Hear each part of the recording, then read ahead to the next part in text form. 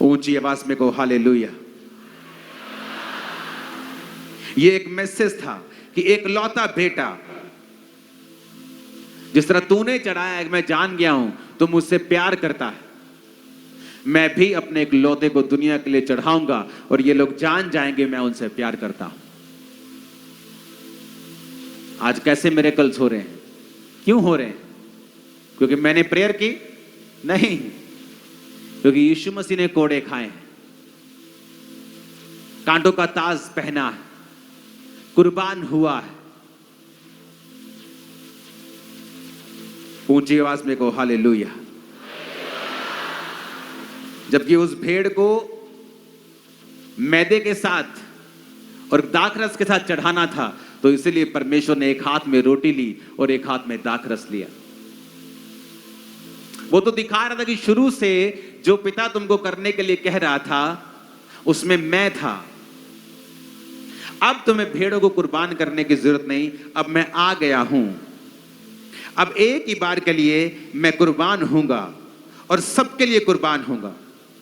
तुम्हारी पाप बलि भी मैं हूं, तुम्हारी होम बलि भी मैं हूं, तुम्हारी मेल बलि भी मैं हूं। सब तरह की बलियों को मेरे अंदर तुम देखो और अब मैं तुम्हारे लिए कुर्बान होगा।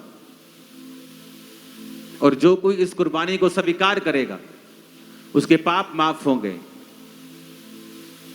और उसका शरीर चंगा होगा। और पाप सबसे बड़ी बीमारी है इस दुनिया की राइट नाउ, पहले भी थी। ऊंची आवाज में कहो हालेलुया। अगर आप बाइबल को पढ़ेंगे, निर्गमन 12 उसकी 1 से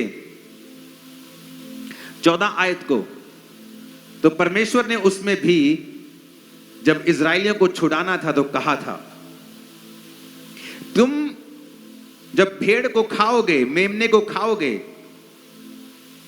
तो उसी रात मैं तुम्हें आजाद कर दूंगा। निर्गमन 12 उसकी 1 से 13 आयत। फिर यहोवा ने मिस्र देश में मूसा और हारून से कहा, यह महीना तुम लोगों के लिए आरंभ का ठहरे, अर्थात वर्ष का पहला महीना यही ठहरे। अब देखो, जब परमेश्वर ने लैम्ब को कुर्बान करना था तो परमेश्वर ने कहा मैं अब रीसेट कर रहा हूं।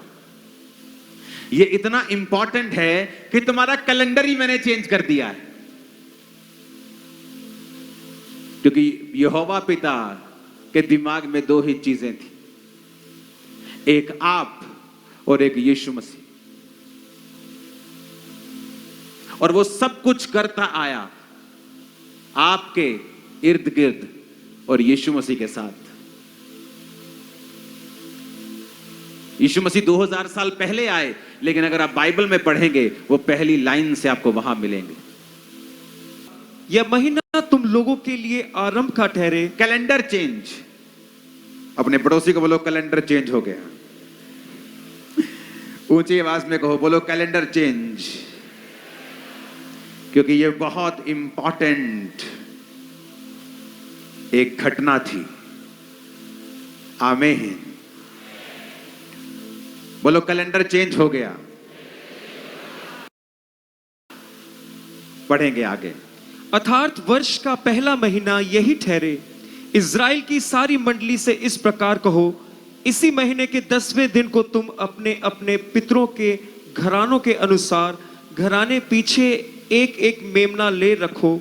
और यदि किसी घराने में एक मेमने के खाने के लिए मनुष्य कम हो, तो वह अपने सबसे निकट रहने वाले पड़ोसी के साथ प्राणियों की गिनती के अनुसार एक मेमना ले रखें। और तुम हर एक के खाने के अनुसार मेमने का हिसाब करना।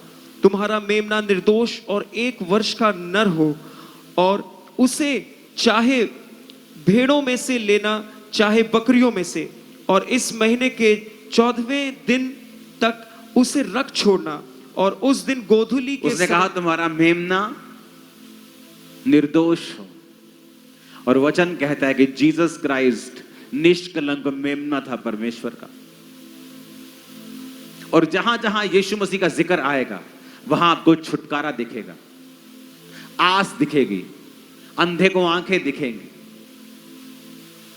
और परमेश्वर ने कहा, आगे पढ़ेंगे, तब वे उसके लहू में से कुछ लेकर जिन घरों में मेमने को खाएंगे उनके द्वार के दोनों अलंगों और चौखट के सिर पर लगाएं, और वे उसके कहता सिर्फ उसे कुर्बान ही नहीं करना है,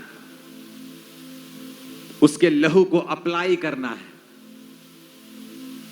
सिर्फ कुर्बान नहीं करना कि गला काटा खत्म, कहता उसका लहू लेना है और अपने द्वारों के ऊपर लगाना है। कि जीसस की कुर्बानी को सिर्फ देखना ही नहीं है, उसे पर्सनलाइज करना है, उसके लहू को अपने जीवन पे लगाना है, स्वीकार करना है, अपने पापों की क्षमा को मांगना है। हाँ, और वे उसके मांस को उसी रात आग में भूंजकर अखमीरी रोटी और कड़वे साग पात के साथ खाएं। कड़वे साग पात के साथ खाना है। वो सताव कड़वा साग पात है। जब तुम यीशु को मानते हो, वो बाप जब गाली देता है वो कड़वा साग पात है। जब सरपंच बोलता है, भैन जी ब्याह ते नहीं होना, सी भांडे वखरे कर देने थे, तो भांडे भी नहीं मिलने, ये कड़वा साग पात है। अगर जीसस को खाना है तो कड़वे साग पात के साथ खाना।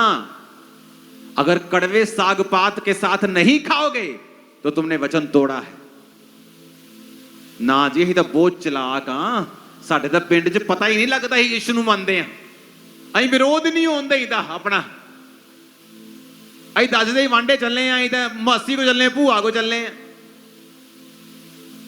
अं हिसाब ना चली, दिमाग बहुत है साडे च।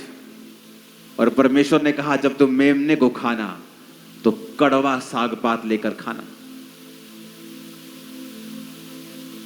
आग में भूज कर खाना, और लिखा उसकी हड्डी ना तोड़ना। अगर आप इसकी 46 आयत को जाएंगे तो कहता बलि पशु की कोई हड्डी मत तोड़ना। और अगर आप देखेंगे तो जीसस क्राइस्ट की कोई भी हड्डी तोड़ी नहीं गई थी।